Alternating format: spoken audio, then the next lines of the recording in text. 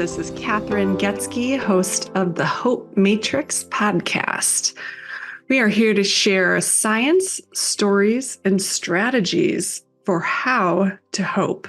I'm the Chief Hope Officer of the Shine Hope Company, and Shine is the mnemonic for how we teach hope. So when we talk about hope, we talk about how we use stress skills, happiness habits, inspired actions, nourishing networks, and eliminating challenges, which are our thinking patterns that get in the way of our ability to hope. Hope is a skill. You can measure hope, you can teach hope, and you can start practicing skills to activate higher hope in your life today.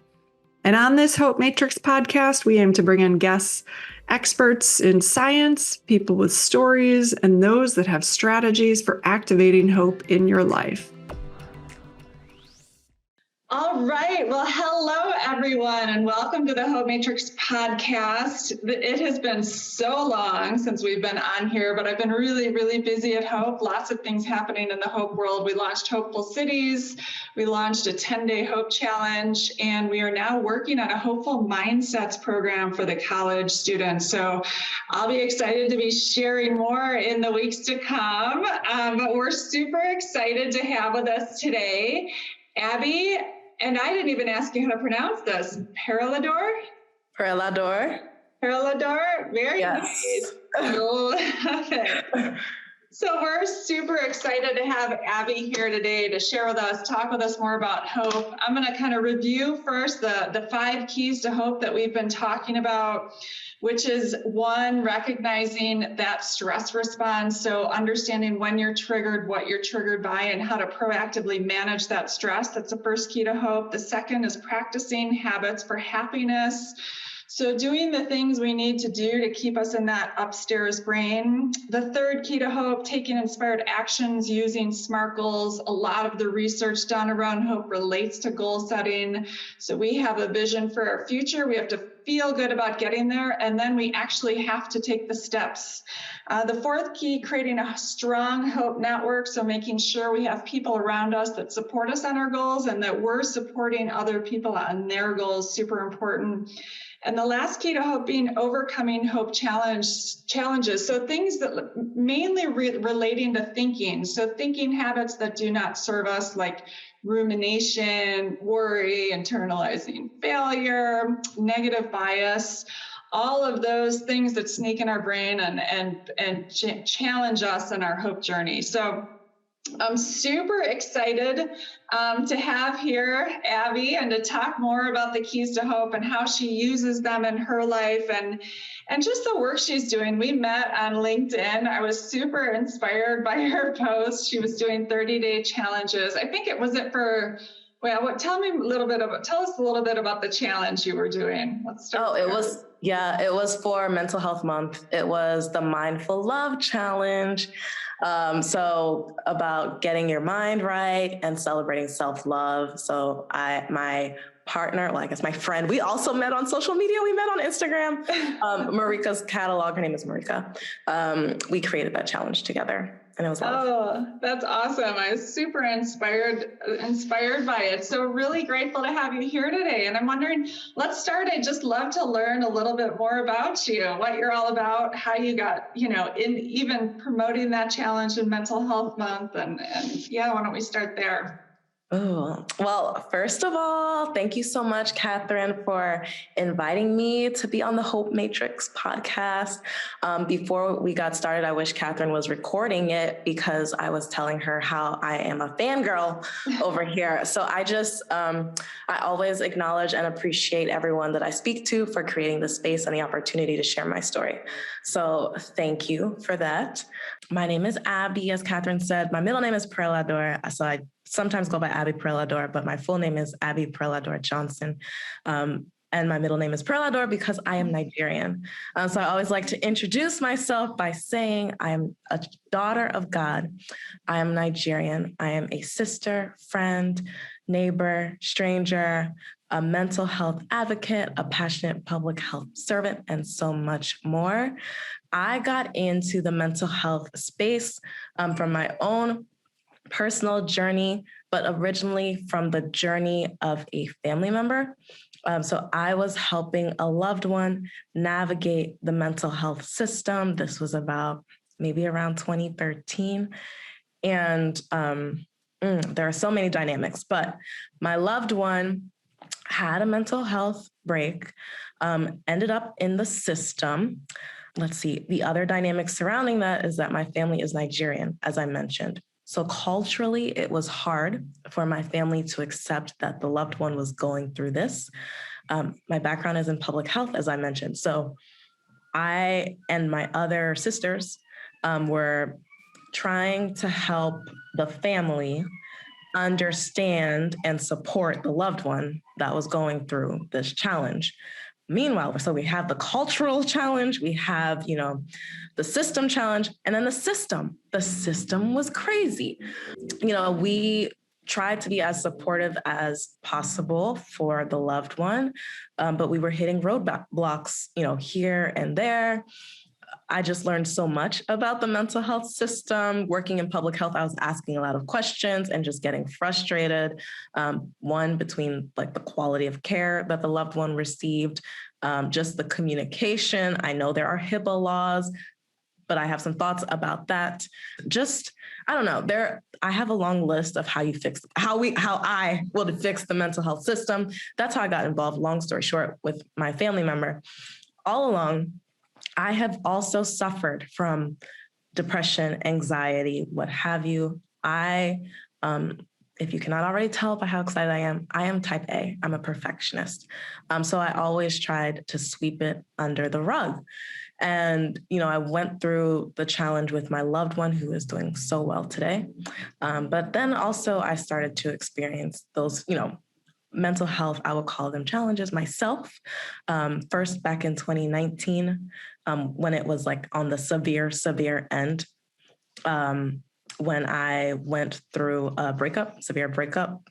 And then most recently in 2020, which I feel like we probably all had a mental health break in 2020. We'll probably get into this, but 2020 was, I guess, the light bulb year. Yeah, absolutely. Now, was your relative in Nigeria, or was this happening? And you're in DC, right? Are you in? I'm in Maryland. Mm-hmm. I'm in Maryland. Got it. But the relative was in the States. Oh, okay, got it. I do a lot of work globally, and it's just so different in different countries, and especially on the African continent. Right. So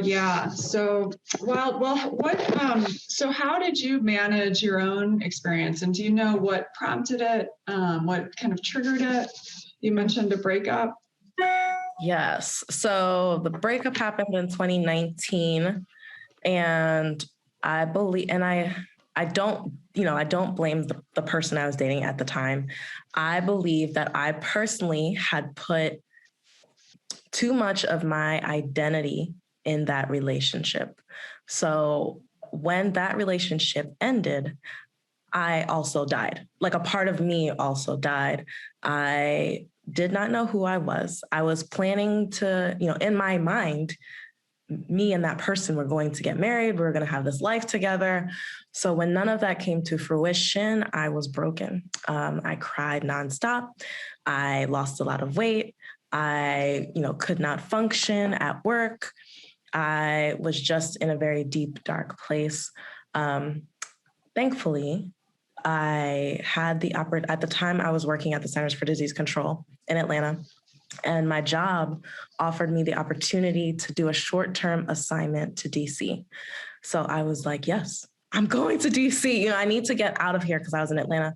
Also, I had family in the area. I have two sisters who live in Maryland, and I went to school at Georgetown University. So I was like, okay, DC is comfortable for me because I have sisters in Maryland. I have friends from college. I will be safe there. Plus, it's a new opportunity. I can get my mind right. So I went to DC. I was working on the Hill. So that was like, fast. I had no time to think about my own self, my own life, because I was interacting with members of Congress and their staff, surprisingly working on the same issues that I was struggling with. So at that time, I was supporting the National Injury Center. And the main topic priority area was opioids. So I was working on opioids. I was also working on violence prevention, suicide prevention, ACEs, intimate partner violence, et cetera, et cetera. So I was like, okay, I can do this and it'll be a nice distraction. And at the same time, I am setting myself up to heal. One thing that also helped with my healing, I mentioned I didn't know who I was. I reconnected to Christ, and that has been extremely life-changing. So I recognized who I was as a daughter in Christ, which is why whenever I introduce myself, the first thing I say is, I am a daughter of Christ. Yeah, wow. I mean, you show in so many ways how using the 5 keys to hope really help us get through those cycles of hopelessness. Mm-hmm. And we talk about hopelessness as despair and helplessness. Mm-hmm. So the emotional component of despair, you feel horrible, and then you feel helpless, like you can't do anything about it. Mm-hmm. And when we have relationship breakups, like that is a major, major cause of depression, anxiety, even, suicidal attempts, because so much of that is outside of our control. So it makes sense that we feel completely helpless, because in many ways we kind of are. And then that despair, and we often run from that despair because we're taught to we don't need to mourn and we want to be happy. And so when we talk about our second key to happiness, like to hope being practicing happiness habits, you have to feel that despair and those emotions, and you don't want to escape them, because when you escape them, you often go to things like addiction, self-harm, violence, things like that. And so it's proactively managing those really big challenges and changes in our life that lead to kind of our outcomes, and why we know that hope is a protective factor. So if you practice all of those keys, especially when you're going through challenging times, you can it's kind of a resilient force against anxiety and depression. So, I mean, it's amazing then that you kind of got yourself, and you recognize that, and you went and got involved in the things that you knew could help and support you. Mm-hmm. So that's very impressive. And then you work to do all of the things that needed help, that need help, and mental health and advocacy, because it is an area that's been so lacking for so long. We need really strong advocates like you, and change makers in the space. So I'm so glad that you turned that kind of experience into something powerful, that you can help share with others. So, and then we talked a little about COVID. So how was your COVID experience? Oh, Lord. I think we should all collectively write a book. That's the title of the book. How was your COVID experience? So I will say that I went through the 5 stages of hope we're still technically in the pandemic. I went through the 5 stages of hope during the pandemic. I won't repeat them. I have them here on my phone, but I will say I went through those feelings of depression, anxiety, because, let me back up. Prior to the pandemic, I mentioned I had moved to DC, and I was working at CDC on the Hill. I was enjoying life so much. I was hopeful again. I was like, this is it. This is where I want to be. I want to leave CDC because CDC can be prescriptive, so I was an eager millennial. I was ready to leave government. I was like, there is so much more I can do. I've made all these connections on the Hill. I want to work, for philanthropy. I want to work for, people who are disruptors. And everyone was like, you're leaving CDC. Are you crazy? You're so young. Look, what about the benefits? You work for the federal government. It takes so long to get there. And I was like, no, God is going to make a way, and I'm going to leave CDC. So I was blessed to work to find another position right before the pandemic. November 2019, I started working for a philanthropy. And I loved, working for that philanthropy. But then some feelings of depression, anxiety, et cetera, started to creep in again. I would say mainly what contributed to that was the fact that I had just literally moved 3 months prior to a new city. Even though I had connections here, it was still a new city. I hadn't lived here in a long time. So I just moved. I was still recovering and healing from the breakup. I was trying to do all of these things to distract myself, but I still was not fully healed from that breakup. I just started a new job. So I was learning, a whole new sector. One, I had been in government for 7 years and then just moved to philanthropy. And philanthropy is so fast paced. I was like, what is going on? What is going on? I'd just been in government where it's like creepy crawly, like it takes forever for something to happen. And my boss was like, make it so, I'm like, what? No, we need to slow down. So all of those things combined led me to, and then the pandemic hit, 5 months later after my new job, the pandemic hit. I lost it. I had a complete mental breakdown. I ended up taking 6 weeks of disability from work, literally right at the start of the pandemic in March. I came back from my 6 weeks of disability. And while I was on disability, I was going through intensive therapy, seeing both a psychiatrist and a psychologist. I was on medication. I was, doing the recommendations, we might get into this, that my therapist was recommending that I do. I came back from disability in May. Literally 2 weeks after I came back, George Floyd happened. And I was like, what? I felt like we were in a twilight world. And for those who cannot see me, I am a Black woman. I'm a Black woman. So that impacted me mentally all over again from what I was going through. And then I was just like, I cannot. At work, we were still trying to everyone at that point was like, how do we respond? What do we do in the wake of George Floyd? How do we contribute to what everyone is trying to do? So my job had asked me to help prepare a proposal. So I'm working on this proposal, like I'm not fully healed to work on this proposal. Right. Yeah, so it was just a lot. And my job was very supportive throughout. First of all, kudos to my job because they encouraged me to take the disability. They supported me, checked in on me the entire time. I will shout out the De Beaumont Foundation. They are amazing. Like they practice what they preach. I was just not mentally well to be there. So long story short, I decided to leave. I quit in October 2020. Wow. Yeah. I mean, so much to kind of unpack there, but you talk about, first of all, when you're in that despair, and we teach our kids about the upstairs and the downstairs brain to keep it really simple. Like when you're in that despair, which is where that stress response is, you can't be creative and problem solve and do proposals. And, you've got to acknowledge and feel that despair until you can get back up there, which is why it's so important to identify and manage that pain. It's, and with the George Floyd, so we know that hopelessness is a consequence of discrimination, oppression, right? So it makes sense. You feel horrible, you feel despair, and you feel helpless because what can you do about it? And then that cycle of hopelessness can lead to depression and also violence and self-harm and addiction and kind of all of.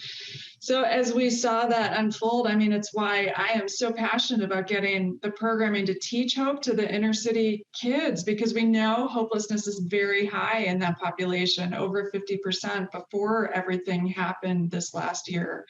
And yet learning how to manage that pain and turn it into, your power it's exactly what you have done, which I find so inspiring. Oh, thank you. You Yeah. too. You too. I'm fangirling over here. You're so sweet. So tell us more about what you're doing now. Yeah. And where it led you to, which is so incredible. And I love it. Yeah. So now when I quit, I was unemployed for 4 months, from October 2020 until February 2021. And a lot of people will laugh at me, but I went back to the government. So I was like, I need that slow. Let me stop. Not that they're slow, but I was just like, maybe that structure is what I need being type A. I need more structure, and which is not a bad thing, which is not a negative thing. So I currently am working at the Health Resources Services Administration, working in HIV/AIDS as a project officer, which I think is so cool because there's so much stigma around mental health. And I think there's a lot that the mental health community can learn from HIV/AIDS and which is also like a lot of parallels, right? This is the 40th anniversary of the Ryan White HIV/AIDS program.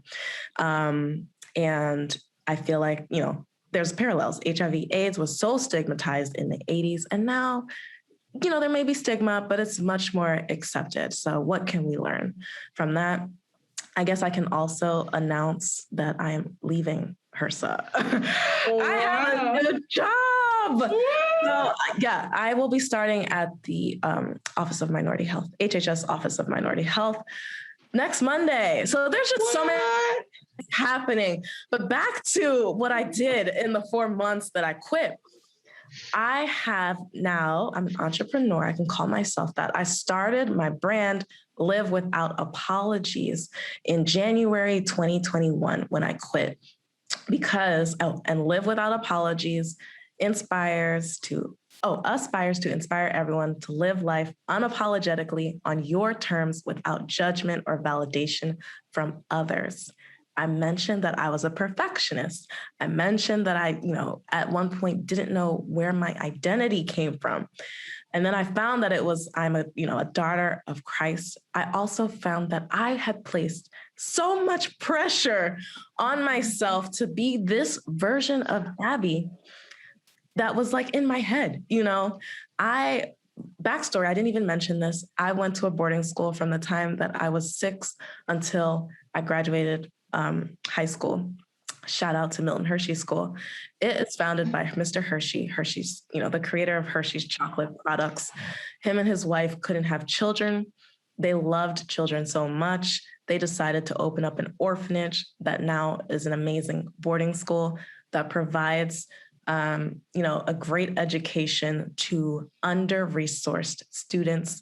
It is diverse. It has, over 2,000 students from K through 12. And that is where I first got my experience of like what it means to come from a thriving community. That is what, emboldens me today to be like I'll say Mrs. first because Catherine is the one who actually had the idea for the school, to be like Catherine and Milton Hershey and give back. I also ran track at Georgetown University. I left that out because I'm multidimensional. I like to say that. Don't put me in a box. I ran track at Georgetown University. I went to a boarding school. I was raised by both white and Black parents. My parents are Nigerian, but I grew up in a boarding school and had maybe like 3 sets of white house parents. So Live Without Apologies, when I was thinking about my brand, I was like, Abbey, like, you don't have to be the girl from boarding school. You don't have to be the track star. You don't have to be, I also got straight A's when I was in school. You don't have to be the girl getting all straight A's. Why are you putting so much pressure on yourself to live up to this ideal of what's quote unquote success is? Also, it was a big deal to leave CDC. It's like, because I was looking for that perfection, all of my life, I was looking for that perfection. And then when I let that go, when I was just like, I'm all of those things. I'm Abbey who went to boarding school. I'm Abbey who was a tomboy. I'm Abbey who was a track star. I'm Abbey who got straight A's. I'm Abbey who, went to Georgetown, who went to Pittsburgh, who worked at CDC, who worked here, here, and here. I am all of those things. And none of those things have to exist independently. Those things make me who I am. I was like, I'm Live Without Apologies. Although I had the idea for the brand for 5 years. The perfectionist in me, I didn't even type a word for 5 years. I had the domain back in 2015. And it was my best friend who finally encouraged me, like, you are unemployed, doing nothing all day. Like, start your business. Oh my gosh, that's amazing. Good for you. That's really incredible. And also good for you to going to recognize what you need and going back to government work, trying it out. Like, we have to continue and keep trying different things to really figure out what does resonate with us. So that's amazing. And yeah, you definitely, I see you living without apologies, which I love. So it's such a perfect brand. How can people support your brand? You can visit www.livewithoutapologies.com, where you can buy merchandise. So right now, I have a whole thing on LinkedIn, like, these are my goals for Live Without Apologies. Right now, I am selling merch. So it started with, t-shirts that say live unapologetically, and then also unapologetic. I'm coming out with a spring collection soon. Everyone that buys a shirt, my brand is also like a storytelling brand. Everyone that buys a shirt, I encourage them to share their story. How are you living your life unapologetically? I just posted this afternoon, about my friend Jessica, who I met in Costa Rica, who quit her job in Europe and I met her on vacation in Costa Rica, and we were chatting it up, and oh yeah, I decided that, I'm leaving and I just want to experience life in Costa Rica. I ran and I got her a shirt. I was like, here is a shirt, send me your story. So everyone, I asked them, how are you living your life unapologetically? Please send me your story. It can be in any area or aspect of your life. It can be mental health, which is, my own personal love, physical health, emotional health, relational health, spiritual health, et cetera, et cetera. I have very powerful stories. And so we are collecting, now when you visit, the stories are on my Instagram. So website for the merch, Instagram for the stories. When you visit my Instagram, you will see the powerful stories that we are starting to collect from everyone around the globe who are living their lives unapologetically. And I like to say that, there's levels to it. I recognize that not everyone is ready to share their story. People are still healing. So while we may encourage storytelling, we have to be sensitive and offer grace to those people who are not yet ready to share their story, which is why I offer to share it on my Live Without Apologies platform. And if they're not ready to share it, I say, okay, well, do you want to just send me a picture, in the shirt, and then I'll post you in the shirt. On my website, I have a Live Unapologetically affirmation, which is, are you ready to live unapologetically? Are you ready to be love, light, and salt to the earth? Are you going to walk in love and light always, unconditionally? Do you refuse hate? Yes. The answer is yes. Then you are living unapologetically. And so people know when you wear the shirt, that's what you're representing. They don't have to know the details of your story. They just know that you are an ally, we are against hate. We are against anything negative. We are for the under-resourced, the misunderstood, the little man, the quiet one in the room. A lot of people are surprised to hear me so vocal because I'm also an introvert. So, my former colleagues are probably like, Abbey talks, I'm that person sitting in the background taking, meticulous notes, but not really speaking. I'm so passionate and fired up about this topic that I feel like I have finally found my voice. And I feel like I can finally actually be the version of Abbey that I know myself to be. That is incredible. And by you displaying that and sharing that, you allow others to do the same. I mean, we shared a bit about how hope relates to storytelling and how storytelling inspires hope. Do you want to comment on that at all? Yeah, I think so many people have resonated with my story. I started the business by posting a video, confession, I quit my dream job. So everything I just shared with you, I talked through it. It's probably like a 10-minute video about all of the feelings I had, some of the struggles that I had when I did that. And that story resonated with so many people. I received so many private messages about, thank you, Abbey, for sharing your story. I also went through a similar thing. So I knew that, people were also struggling, especially during the pandemic and the crazy year. Let's be real. The crazy twilight year that we had, it wasn't just the pandemic. It was the election. It was the reckoning on race. It was, now I'm in DMV. The cicadas are attacking us. So there's a lot of stuff going on that affects us mentally. Also, tangentially, my Nigerian family was very upset that I put that video out there. Culturally, right? There's still a lot of stigma. They were like, take that down, Abby. Are you crazy? They didn't say crazy. Let me not put words in their mouth. But they were just like, we're concerned. We don't want this to impact your career. They're loving. They had loving concerns. And I was like, no, this is my truth. I'm going to put it out there. I know that it's helping people. I am sorry if it makes you uncomfortable.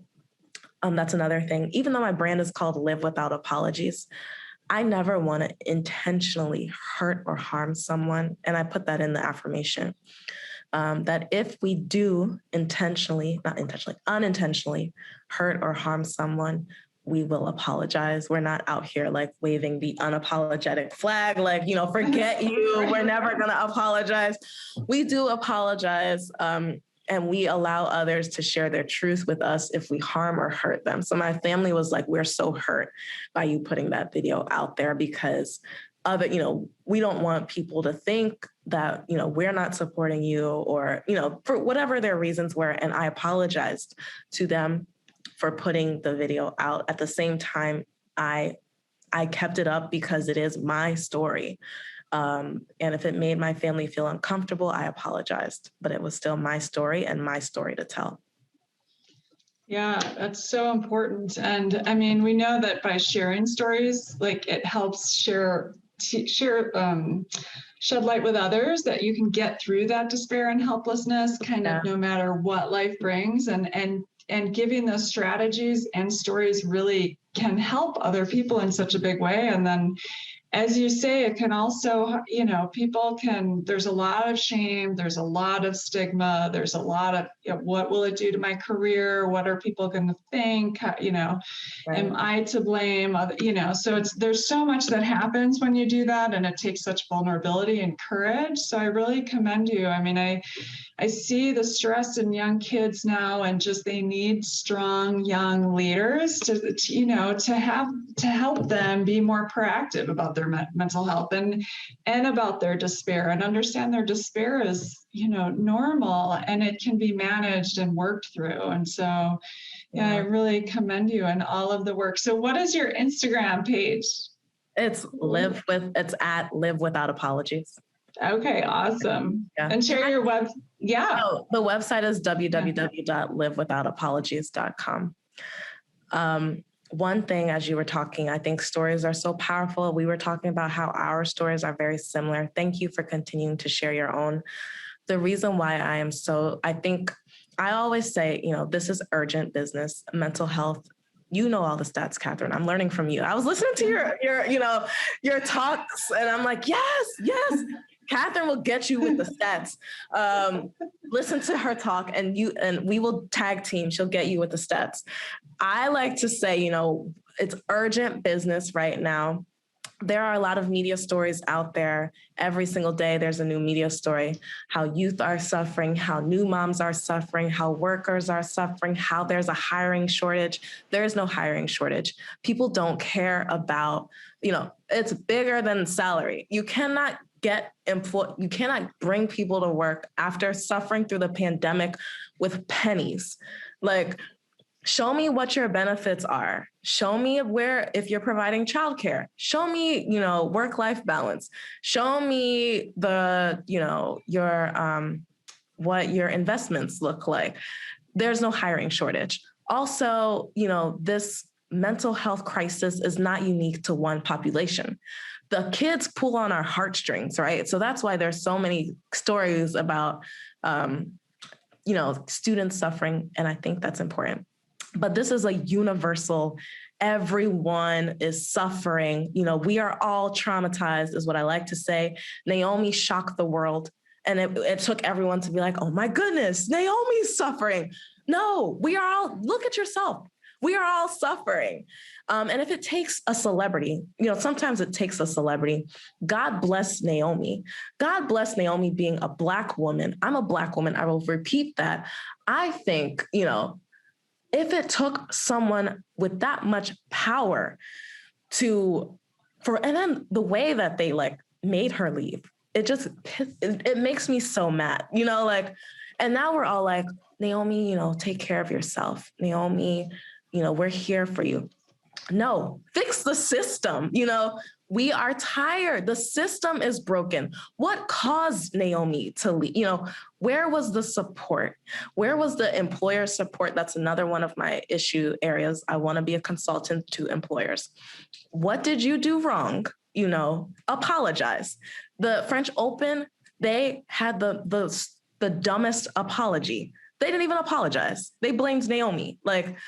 I could go on and on. The system is broken. We need a coordinated multi-sector effort.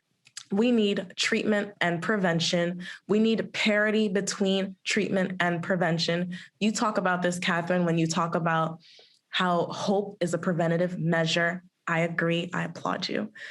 Catherine is Queen Public Health over here, but Catherine knows how to talk about it, right? We need celebrities combining real life stories with everyday, and I don't want to say everyday.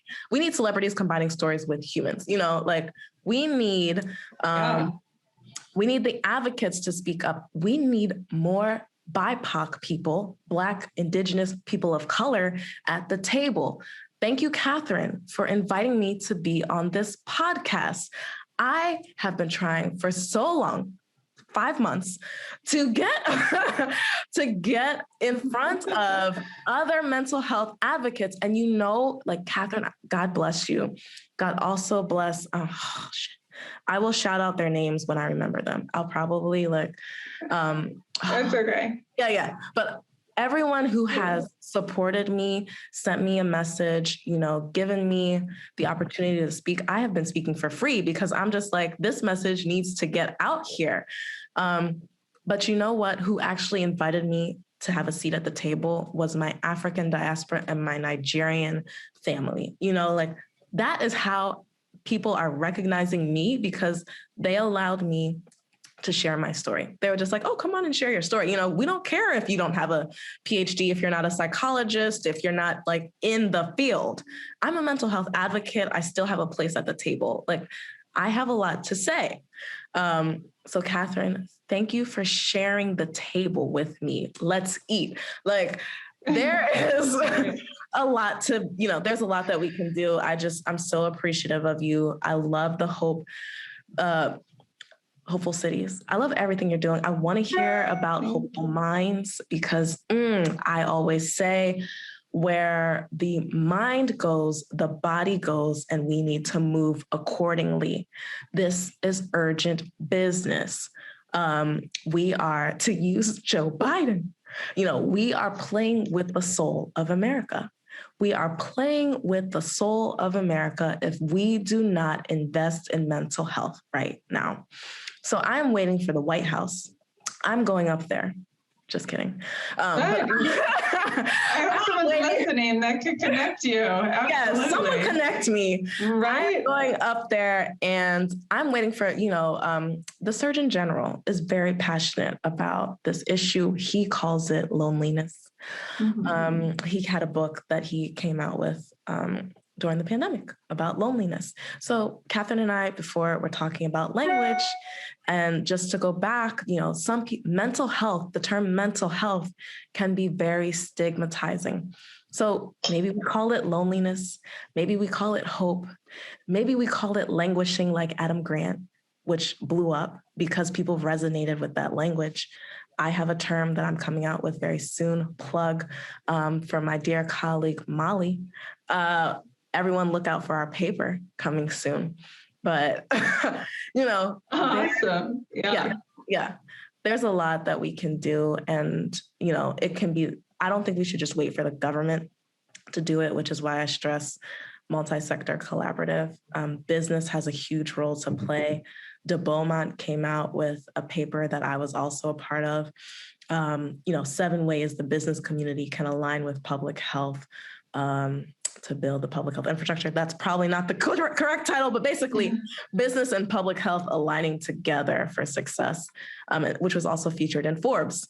So there is a lot, people have the solutions. We all collectively have the solutions out there. I think a lot of times we get lost in language and we are just talking past each other when we're really talking about the same thing. There's a message in there for the political discourse right now.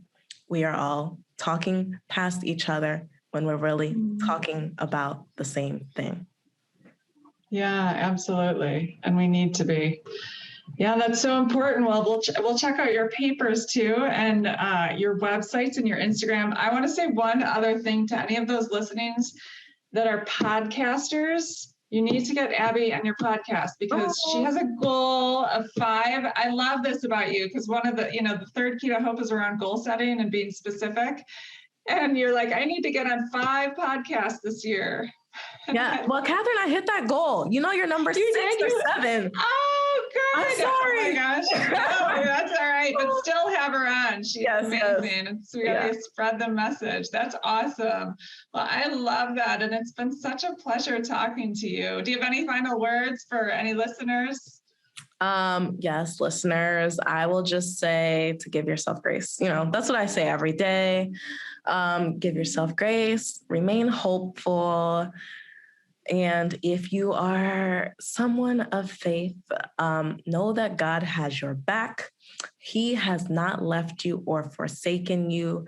You are listening to Catherine and I right now for a reason. And I hope, no pun intended, that this message resonates with you and encourages you, to keep going and to keep fighting another day. Oh, I love that. And what a great place to end. Thank you so much for joining us today. And thank you all of the listeners for hopping back on. I'm excited to get back at this and share all of the really incredible work that we're doing and wonderful people we're meeting along the way. So wishing you all a very blessed day, and we will talk to you and be connected with you again soon. Thank you. So thank you all for listening in to the Hope Matrix podcast. We want to shine a light that hope is teachable, hope is measurable and teachable, and provide you with actionable insights for how you can start activating hope in your life today, and provide a framework so you can start talking about hope with other people and practice these skills together because we are better with hope.